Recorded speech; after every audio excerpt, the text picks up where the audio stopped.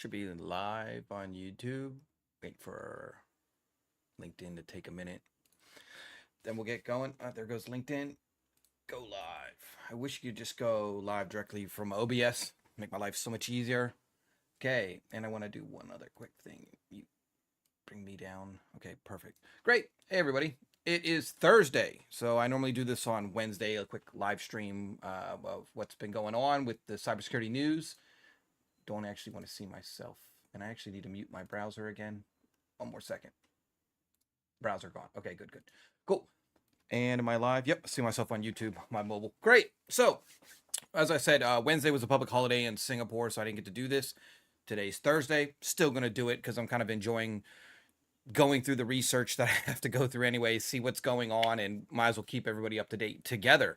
With that, let's get right into it. So, this first article that's up. Let me get Edge up. All right, we're looking good. Yeah. So right off the bat, I was waiting for this. You know, it's like that thing, like a countdown timer. Like you're like, it's going to happen by a certain date. We know this is coming, and this is great. It sucks, but it's great. You gotta kind of laugh at it, but you also have to realize, man, it was just a matter of time. Like anybody who didn't see this, it's like frying an egg. It eventually is going to turn from whites to a solid egg to a fried egg to a burnt thing, right? It's just a matter of time. And this is the same thing. So the first real AI arrest was because an athletic director got fired or put on probation, whatever. I'll go through the article in a minute. And then he went and cloned the principal's voice from other meetings or recordings and then made him say racist things. All right. So I'll zoom in just a little bit here, is a high school director in Maryland in the United States. So if people aren't aware, Maryland's a state in the United States. He recorded audio and then made it look like this high school principal was actually saying racist things, right?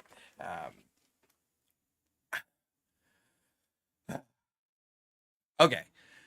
It's good that the police got onto this. I'm not going to watch the video, but the point is, I'm glad that the police were able to do something with this and take this seriously, because think of it.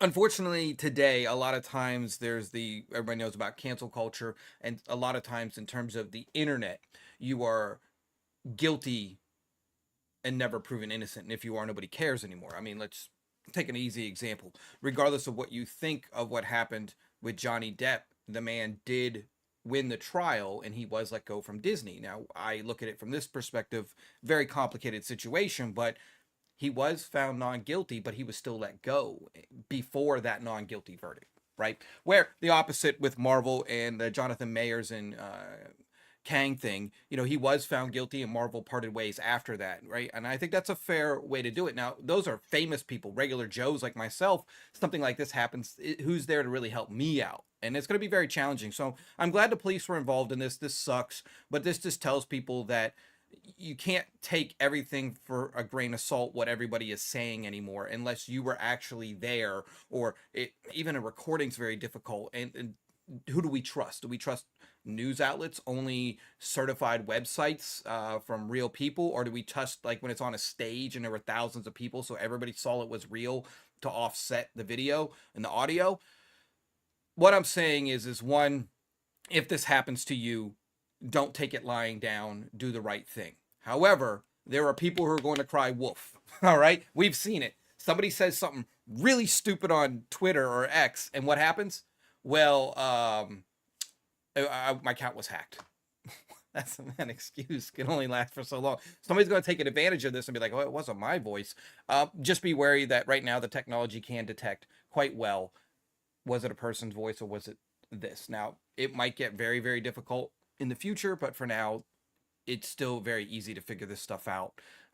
Time will tell. So, if you think you're going to get back at somebody, you're not. You're actually going to get yourself in more trouble, but this is very easy to do. It's not difficult. I actually thought about doing it myself with my own voice and then playing it on one of my episodes. Maybe I'll do that next week. You can find a YouTube video on it. So after this video, go up to YouTube and say, hey, how do I clone my own voice? And they will walk you step by step to do it.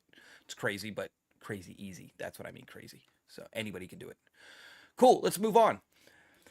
This is a big one. So credential stuffing, it seems to be back at large scale. So for those people who aren't really sure what credential stuffing is, so one of the metrics people we use as cybersecurity people in terms of saying, is this a safe uh, location or something like that, comes from IPs. In the world, we know that there are a bunch of bad IPs and supposedly a bunch of good IPs. Now, the definition of good is subjective. I've never used the word good IPs. I know people like to use bad and then they put the synonym good with it. That to me tricks people. I'd say there are bad IPs and there are currently, I don't know, currently trusted IPs, but you have to verify, right? Or untrusted IPs that you need to verify. So there's no in between. There really is no such thing as a good IP, because if the device gets hacked, then now it's a bad IP, right? And so I don't ever say good. It's either bad or currently trusted and verified to be a good IP, right? You have to take that extra level. But now they're using everyday home devices, all this IoT stuff, right? And so what the credential stuffing is a dark web. You go to the dark web or you go somewhere that's dumped out a bunch of passwords from a compromise, right? And there's going to be millions of passwords or previous ones over the years, doesn't matter. And you take those passwords and you used to test them on a website, but then a website will say, well, you're coming from a bad IP and we'll just block that, right? So what hackers do now is they try to take the credentials from a hack and they try to take hacked good devices that have good IPs, like somebody's home, and then what they want to do there is then try to log in and try to hack using those good IP addresses and those trusted devices, right? So what they're doing is they're stuffing the credential into some other device that's coming from a trusted IP rather than coming from like a dark web or an IP that is known to be malicious and sending spam and doing other nasty things, right? And so basically that's what's going on. So this is from Okta. Okta has been talking about an uptick they're seeing in a lot of different providers that are using harnessing user devices without their knowledge. It could be mobile phones, could be malicious apps on their phone. It could be IoT devices in their house that allows them to do things. There's a lot of IoT. Even the word IoT is very broad. My view of IoT, it only does one thing. If it does more than one thing, then it's no longer IoT, because then it starts to become a program or an application or something much bigger. IoT would be, I have a fridge and it only does IoT stuff. But as soon as it says, oh, well, now here's some ads on your fridge or whatever the hell, you see where it gets out of that line. That becomes easier to hack and easier to attack, right? So if we move down, as you can see, there's a lot going on. The traffic has had a massive uptick. Coming 2 weeks after the Cisco security report, which I have that article up here. We'll probably hit it real fast, where Cisco was getting hit. We had Palo Alto not even 2 weeks back getting hit, but now we have Cisco getting hit. So Okta's basically coming out, and what they're saying is they're seeing massive guidance. They're trying to say a massive uptick in what's going on with credential stuffing using safe places. And so, as I said, it's always hard to say bad IP, good IP. No, it's bad IP currently trusted good IP, because then 5 hours later, it's a bad IP, right? Once again, we're going to stick with the common goals. Multi-factor, using FIDO devices is another thing, and blocking behavior from anonymous proxy services is a good thing. And a lot of times, vendors such as Okta already provide that feature. You just have to turn it on and say, if it's coming from a proxy service, go ahead and block it. Now, this will mess some people up, because a lot of people have personal VPNs on their phones or home, and you might not be able to get into your work, so you have to turn it off while you're accessing that, right? But that's it. Credential stuffing is a big thing. It's coming back. They have some large scale credential campaigns ongoing right now. So if you are a Okta customer or anybody who deals with the identity space, make sure you're looking at your logs, looking at what's going on, looking at if you're blocking any unknown or untrusted IPs, and making sure your users have multi-factor, because the bad IPs aren't the problem. It's good IPs from technically safe places, right? This is the Cisco one I was talking about. So last week, because it's the 5th today it's the 2nd of May, nation state hackers are going after Cisco with 2 0 days from what I was reading earlier. Here's the challenge with this. They take their time. It was a 5-month campaign. That's about about how long this goes. They were breaking into government networks all over the world. So, we had the other week that Microsoft was in the news and they were all upset government wise, like, why did Microsoft let this happen? Well, now Cisco's in the news this week. And that's the problem. It doesn't matter who's in the news. Every company's getting hit the same when you're a scale and you're a big company. Everybody's having to try to do better and working better together. And this finger pointing game isn't going to help anybody. Yes, there are times where there was just a colossal F up. But the question is, how bad was it? Was it something that could have been mitigated? Was it something that was known about? Or is it just hackers have the time, energy, and money to figure out a way to get through what you've been doing? And look, I would say Cisco's does really good in the cybersecurity space. Once again, 20 days that was not properly reported to them to fix are now being were being exposed and used to get into government agencies. So these governments can be upset if they want, but Cisco can't force a hacker to say, hey, by the way, this 0 day, I know about it. I'm going to give it to you so you can fix it. This is a cat and mouse game. It's going to continue to be this way. Yes, there's a lot you can do. I think AI will be able to help look at the logs and the connections faster and better than a human ever can. And then you have to start tuning it to where you say, look, if I think it hits a threshold, just stop the connection. And that's better than it actually breaking in, right? And once again, it's likely one of several targets. As we saw, Palo Alto was getting hit about the past month as well. Now they're on to Cisco.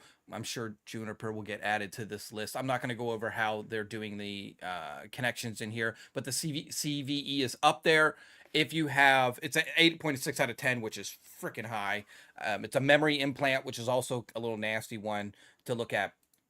Patch it, follow the directions, get your devices rebooted, and make sure you're patching these in a timely manner. This isn't something you should be like, oh, we'll get it done during our change freeze next month. No, you need to get it done now.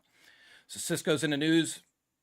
Get it done. That's what I'm going to tell everybody. Okay, if you didn't know about this, that's even worse. So make sure you're figuring out a way to asset inventory with threat monitoring and threat management to tell you that these CVEs exist in your environment. Next up, this one is less IT, like, oh, it's a bad day in cybersecurity. But I do have my own feedback and my own opinion about this. And so the federal government, this is the U.S. federal government, ditches degree requirements in IT hiring. How do I feel about this? I'm in the middle. Okay. The question about hiring for IT, I think there are plenty of low-level positions that need people there. But I don't think as you move up, it gets harder. It gets more competitive. And it's not about we need to fill a role. Because think of it from this perspective. You would put somebody who's only been in IT in 4 years at a help desk level, maybe 1 or 2 certifications, up against me. I'm going to walk all over them. It's not even going to fair fight. It's like me fighting a baby. It's just not fair. And experience is a great thing. Degrees are a great thing. Certifications are a great thing. And so you have to ask yourself, what is the goal for these people? My question is going to be, yes, we're going to get them at entry level. What is the internal programs to bring them up their levels if they're going to continue to be in this job? Because you can't just say, well, he's been here 3 years and internally we applied and now he goes up to a sysadmin. What? Okay. What are the opportunities when they get in here for the job to get the certifications that the government wants them to have and possibly get the degrees that people recommend? A degree is still a good thing. If you're starting out, get the certifications because when they are cheaper, easier to obtain, more accessible, even for non-English speaking people, right? But I think a degree should come after you say, hey, I actually want to be in IT. I actually enjoy, I guess if I, oxymoron, I enjoy IT. So yeah, I'm going to go and put the money and time out for a degree. Now, myself, I have a master's degree. Why? Well, I had COVID. I was stuck at home and I was like, well, what the hell? Let me do a master's degree. That sounds crazy. Most people just don't say what the hell and do a master's degree. But I had a goal that I wanted it done in 11 months and I did it in 11 months. My point with this is when they're talking about it, they're looking to open up 100,000 more positions. That's awesome. Get more people in there. They are right. There was a quote in here. We need every cybersecurity talent in every industry. Yeah, that's true because you really have to ask the right question, and I think the right question was up here. The U.S. government has arcane hiring practices made it difficult for Federation offices to compete with fast-moving, high-paying Silicon Valley jobs. But no, that's actually, I would think that's false, because the high-paying Silicon Valley jobs are going to want those degrees, those certifications, and those experiences. The question here isn't the certification that's the problem. It's the government's probably not paying enough for the person to hire. Like, if you wanted to pay me to come and do government work, I'm going to have to charge you more because I know the government is so damn slow. And I'm one of those people. I kind of like to work fast. I want to be able to check out new technology, and the government is always behind. And so it's like, well, if you were to leave the government and try to apply for a job, you have to find a company that is 5 or 6 years behind it. You can't apply at cutting edge companies who are already using open AI for things. Well, the government's nowhere near that. And so you don't have that experience on your CV and resume. So it's not just hiring people. It's like, how do you give these people the opportunity to kind of stay up to date? That's where they're failing. So if you don't want to do degrees, my next question is going to be, what are the certification options internally, and how do you make sure that you're training the people for what comes next, even if you're not there? How many AI programs do you have getting people certified, even though the government might not fully be ready to adopt an AI thing? That's the question here, because if I leave the government, then I can't get a job because everybody else has AI on their resume, and I'm like, oh, well, I'm a VMware admin, right? Okay, well, who the hell cares anymore? Not to be mean, everybody's putting VMs in the cloud. So yeah, that was great 5-10 years ago, but nobody cares. And so you do have that experience. That's my challenge. So I think it's a good thing to get more people in, but they're all going to be entry. You're not going to get a top tier person, and a top tier person is competing with other top tier people who have lots of certifications, lots of experience, lots of degrees. I wouldn't say I'm special. I'd say at my level, it's very common to have what I have. I've even looked at, for the hell of it, just doing a PhD. I don't know. I'm bored, and so I might just do it for the sake of doing it. Who knows? Then again, I might just say, who cares? Too lazy. Point is, not everybody's at that level that can just walk in and do this stuff every day, but we want people to get to that level. We need people to get to that level, but we just can't hand it to them because they're going to get walked the hell all over because another country's cybersecurity team is training their people who doesn't care about security degrees, but they are training them in hardcore stuff. They're just going to come in and slap these people around, and it's not even going to be a fair fight. So when you see this, don't get excited. Think about what else they need to do when they lower this bar. Where are they making up for it in training and future proofing?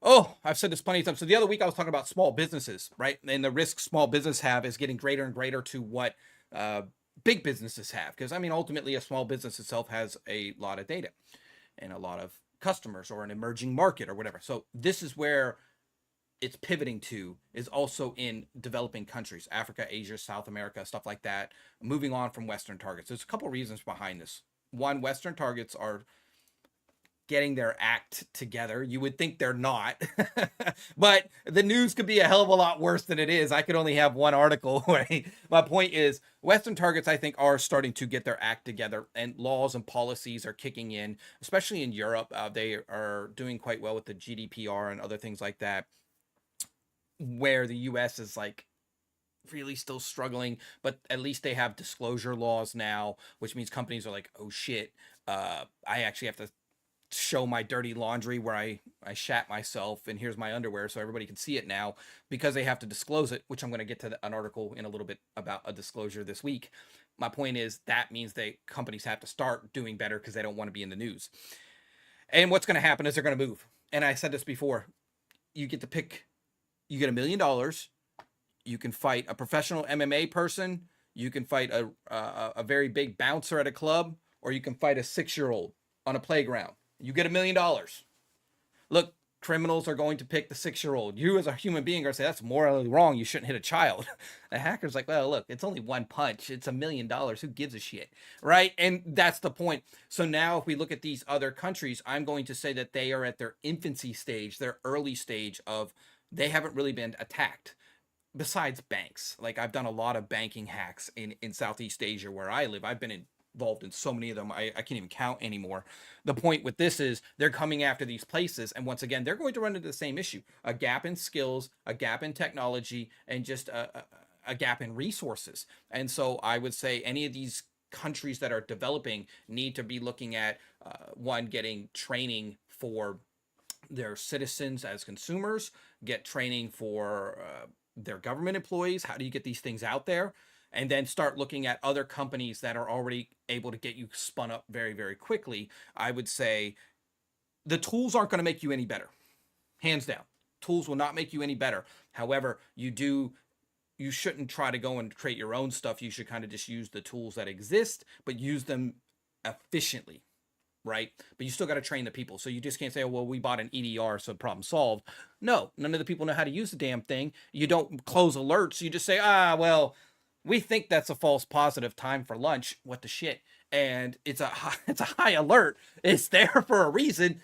Do something about it. Close out the ticket. Block the account. I don't know. Pick something. Quarantine the device. Do something. And that's really what's going on. So as you can see, there's pretty big uptake in it. As a tax firm in Colombia that got hit, another government agency in Argentina are seeing it. They're up to 28 billion. It doesn't sound bad worldwide, but we talked about those numbers the other week. These numbers are going up, and the reason the numbers are going up, they're going to start bringing in these lower countries into it. But if you have a bank in any country like Brazil, like they're hearing, they're going after you. And I love this, turn files into stone. That's right. This big hard drive of encrypted data isn't worth an F. It sucks. Yeah, Africa's got a lot of them. Oh, the good old read me text. Yeah, that's what I give you there. And I would say that's it. These developing countries are going to need help from a lot of places because one, they don't have the money, they don't have the funds. And I know it sounds crazy, but I do think the big cybersecurity companies out there really need to find a way to lower the cost of entry for these companies, especially if the company's not generating like millions of dollars a year. Now you could say, well, it's a subsidiary from another. If the UK puts a business in South Africa, I'm sorry, charge them top dollar. But if it's just a middle small South African business that really isn't a global thing that still needs help, I really think everybody needs to chip in at this level and make sure their prices are fair for them to be able to start protecting themselves. That's my view.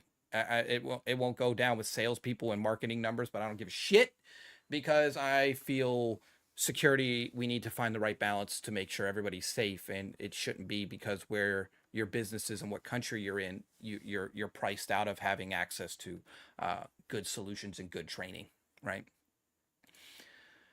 Where are we at? Oh, Dropbox. Okay, so remember I was talking about disclosures a little bit ago? So Dropbox is in the news right now.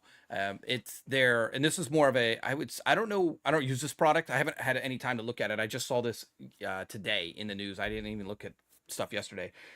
I know what DocuSign is, where you can like e-sign your documents and stuff like that for your signature. So they have a solution. It's called Dropbox Sign. That's what I understood. Now, I'm not going to go into how this solution works or what's going on. What I'll say is that it's been confirmed that the threat actors did access email address and usernames. Okay, that sucks, but that is pretty common. For a subset of users, this is where I hate this. Give me numbers. This is bullshit. I'm sorry. If you know the subset is 5,000 people, say 5,000. Don't be like, oh, it's a subset of people. What the hell is this? If you've done the research at this point in time, you can say, at this point in time, we are not finished with our investigation, so we're not sure how many users. Or we've finished our investigation, and it is 5,000 users. A subset of users is a cop-out, and this is bullshit that this article or Dropbox isn't being honest with the numbers. Numbers matter in cybersecurity. Numbers make a big thing because we're talking about accessing phone numbers, hash passwords, certain authentication, API keys. That's common. OAuth tokens, multi-factor authentication. So if you have multi-factor, now they bypass your multi-factor possibly. This isn't cool. Give the numbers. Be honest. In the block, There's a blog post. I didn't go to the blog post on this one. I was like reading through this other article instead, but I've had a quick view of the blog post, and I didn't want to go directly there because when the blog post is written by a company, they're going to pad the hell out of that because, well, you know, you don't want to show your dirty laundry. You know what I mean? So you're like, oh, it wasn't that bad. You have to pad it because it's going to be written by a legal team and a lawyer, not somebody being honest, to be blunt, right? They have no access to access user accounts or agreements and templates or other payment information. I mean, there is a silver lining there. What I took away from this was the approach. So they did do something good here. They said the way this went down was the attackers compromised a service account used by non-humans. That's what a service account is, to execute application and run automated services. This account had privileges to take a various of actions within the signing production environment. So let's talk about this. Okay, service account 101. Number one, service account does one thing and one thing only. So if you have to do if you have to talk to 5 different systems, in reality, I would recommend having 5 different service accounts. Each service account is kind of tied to one system. And I've run into a lot of places where the service account itself runs a service, runs a scheduled task, and is used as local admin on the server, then it has access to the database. It also has access to run the website. And you're like, well, this one service account just decimated everything. You're not really following least privilege access. Okay. So first question I always ask is whenever I say, hey, this service account, if I ask a hypothetical to a CSO or CEO or somebody, I say, hypothetically, if this service account was compromised, what's the impact? One, people don't know. That's very common. 2, a lot of times they'll say, oh, this service account is used for this. But then when you look at the logs, or you look at what's going on, damn, service account is used for everything under the sun, right? And so right off the bat, my question to every person is know your service accounts and make sure it's limited and only does what it needs to do. Even if you're using cloud and you have a managed Entra ID, let me give an example. You need a service account to create new users who join your company. How do you create this? Really simple. It's allowed to create new user. That's it. They can't delete. Maybe you have it allowed to disable, right? Maybe you allow it to delete. Okay. But then you say, well, now we're going to have that same service account connect into another system, like the payment system. Now it not only is it creating users and deleting users and disabling users, but now it's doing payment systems on this system. And you could see how this gets out of control, especially in ILM systems dealing with creating new people and people leaving the company and disabling accounts. You got to be very, very careful with these accounts. Next thing you know, you give it the ability to reset passwords, and then it's just out of control. And so if you want to do good cybersecurity, a good high-tier cybersecurity team will know what their service accounts are used for. They have very limited access, and the ones that do have a little bit higher access are tracked to the letter of what the hell it's doing, when it's doing it. And if it thinks anything's going crazy, alerts and red bells go off. That's my advice for anybody when dealing with a service account. And I'm glad they called out what happened. And this is very common that a service account gets abused. If you have Dropbox, make sure you work with your account rep, make sure you know what's going on, and just talk to them, because obviously this is just brand new compromise, and so it's going to be ongoing for a few weeks. They're offering free identity fraud protection. Okay, cool. Look, if you're in the US or wherever, take advantage of that. Moving on real quick. This is an interesting one. The CISA is doing a warning program launching this year. So a lot of 7,000 organizations signed up for it. I thought this was quite an interesting read. Look, I think it's good that anytime collectively in cybersecurity, we all have to kind of know what's going on without talking about our stuff, right? And so it's like, hey, would it be okay if my company was getting ransomware? I don't want to go out and tell the news today, but I do want to inform the CISA. They'll say, okay, we know this exists. We can tell other organizations about it, but sanitize, what's going on, because we don't want to give out that company's name at this time. Eventually, they're going to have to disclose it. So I think this is good from that perspective, so people can be aware if they see 2 people in their industries getting ransomware attack. There's a good chance if you're third in the industry, you're next in line. And we see this all the time. Back when the casinos were getting hacked, it was bang, bang, bang, 3 casinos in succession over a couple months all got tapped, right? And so I think this is really good. So if you're interested in it, I would check it out. It's right now it's like pilot was launched in January 2023. It's been around for a while, but they're actually trying to, scale up this program, and they're trying to get like awareness of it. A lot of 7,000 is quite a small number when you think of it. But it's going to be fully operational by the end of 2024. I advise you get in on it. Understand what the program is. Understand how they disclose stuff, so you're comfortable with it. But the goal is just to get awareness that a lot of industries, the hackers focus on that industry for a while and they hit multiple targets. And if you're in that industry, it'd be at least good to know that other people in the industry are getting hit, and you might want to just prepare yourself for a storm that's coming, right? This one's a damn joke. Actually, let me see what my last article is. Oh, I'll do this one because it's real quick, and then I'm gonna do my rant on the other one. UnitedHealth, man, that bad dream just keeps coming back. So they paid 22 million. Look, I can't say if it's right or wrong. I'm going to say this always.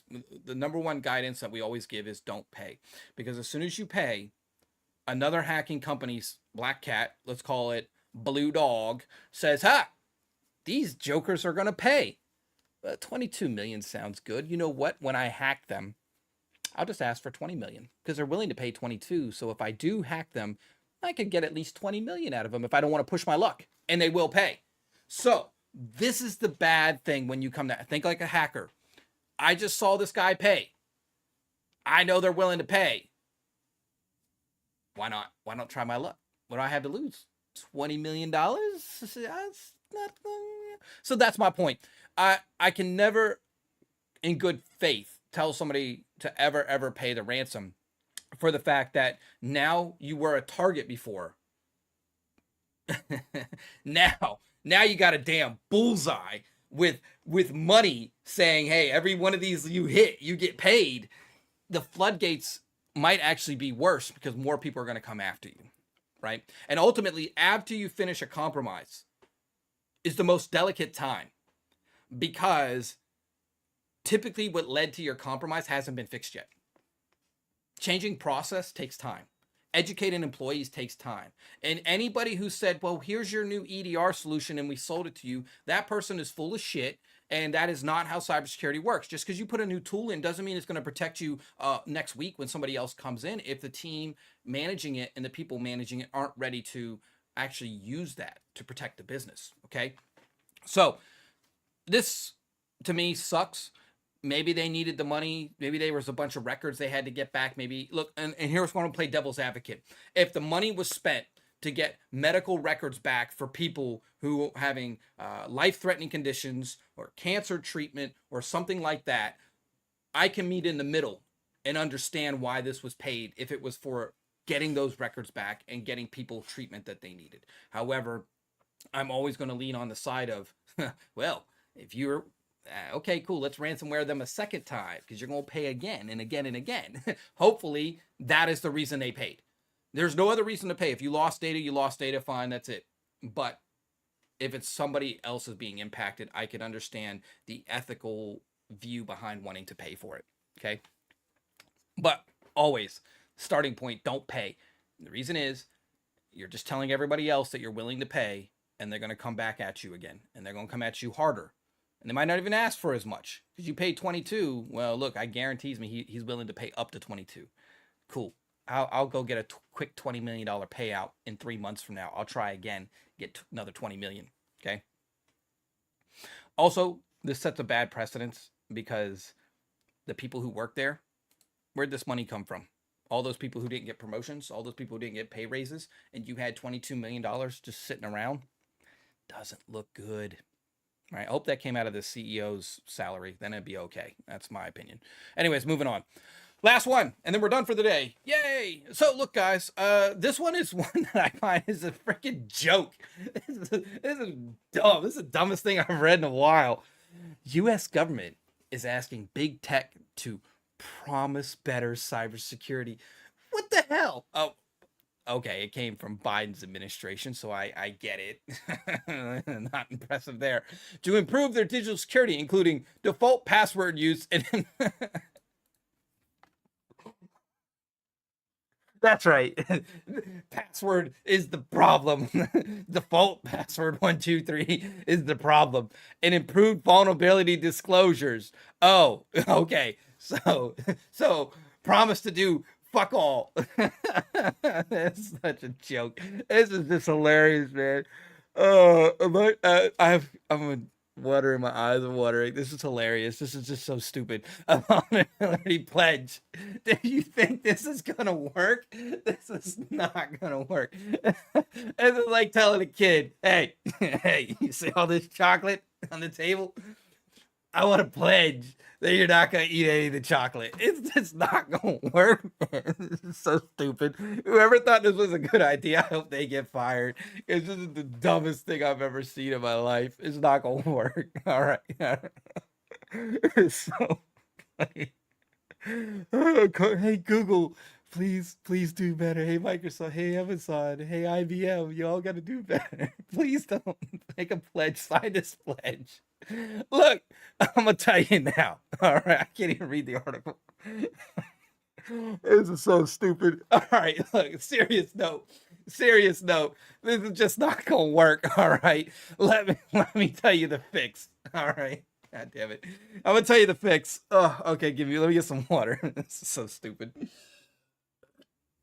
All right, serious now. All right. This ain't gonna work. Here's what's gonna happen. Here, you want to fix the problem? Rewind the clock.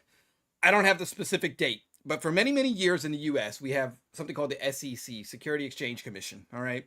And for many, many years, the CFO would sign the yearly budget or finances and say, yep, everything's good. Nobody stole any money. Nope. We all legit. All the money's accounted for down to the penny. We're good. Then, if something bad happened, the SEC would come after the CFO and say, well, we found some fraud. Where's this money going?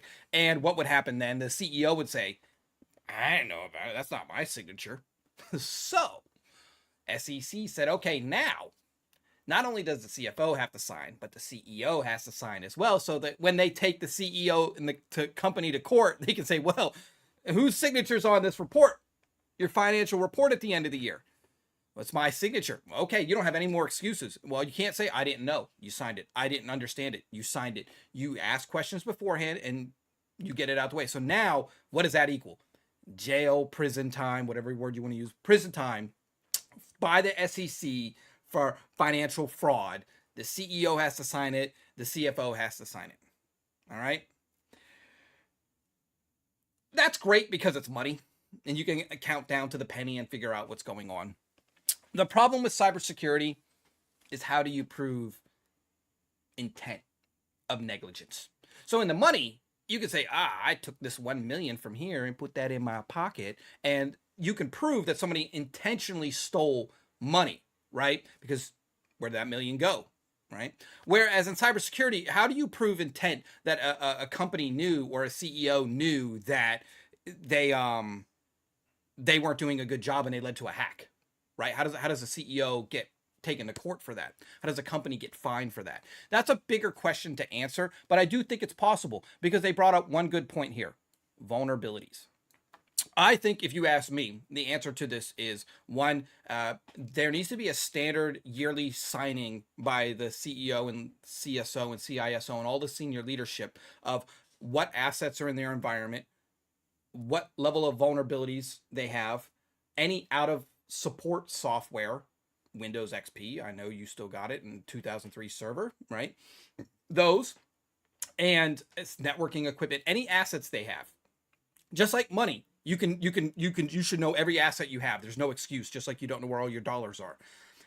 Those assets, you can tell what they are. Are they vulnerable? Are they patched? And how long does it take to patch yours? And the CEO, CSO, and all the senior people need to sign off on this report every single year.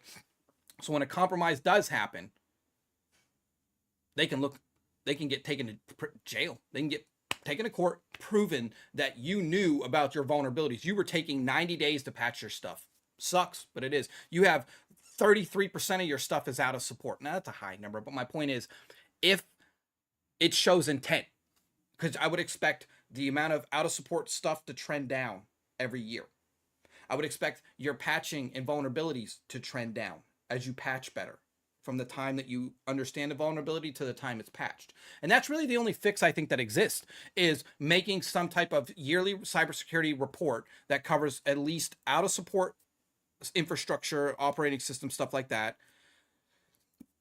total number of vulnerabilities in your environment per month, and the average time to remediate a vulnerability in your environment. Those three things could easily be generated. Oh, and the total number of assets, and if you're, that way you're accountable for it. And boom, sign off on it yearly, and that will fix the problem. You don't need a promise. You need a legally law enforcing solution with prison time and fines to solve this problem, just like you did with the SEC and financial fraud. Something has to be in writing with a punishment. Otherwise, people can promise to do better. I promise not to swear and shit. And there you go. Oh, I broke my promise. My point is, this is a joke. This is the most funny, hilarious thing I've seen in a while. It's not going to work. People are only scared of money and prison time. You have to find a way to take those two away. So for now, everybody just have a good laugh at this, and that's it. Awesome. Look, guys, sorry, didn't do Wednesday, did Thursday this week. Real quick. Once again, I do this live, but I don't care if anybody shows up, because it's not really meant to be live, because I just don't feel like editing. That's the whole point. I am still doing some editing videos. I have an interesting one that I've been kind of excited to do. So that'll come out in a few weeks, something I just been working on in the background, which seems so much nicer, because it's like, oh, I don't have to have it out this week, right? I can just do it at my own pace and take my time with it. Fun articles this week. Cisco's in the news. Get your stuff patched. Dropbox just got hit. If you use a Dropbox customer, look at what's going on. Credential stuffing's on the rise. Anybody using Okta, anybody using identity stuff, look at what's going on. And finally, government's going to get a promise from big tech to do better in cybersecurity. That is freaking hilarious. I don't even know what to say. With that, look, keep it candor, and I'll see you guys next Wednesday. Take care. Bye.